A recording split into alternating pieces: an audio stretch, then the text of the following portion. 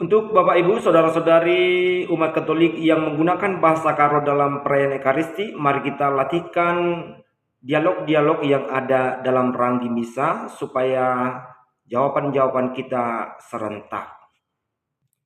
Untuk kali ini kita awali dengan dialog pembuka. Jika pastor menyanyikan Ibas gelar Bapa rasana keras kesasi badia, maka jawaban umat amin.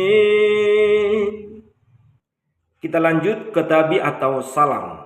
Jika pastor menyanyikan Lia sateras kemalam menate ibas di bata bapantanari rasibas Tuhan ta Yesus Kristus narika raskam kerina atau Tuhan kapraskam.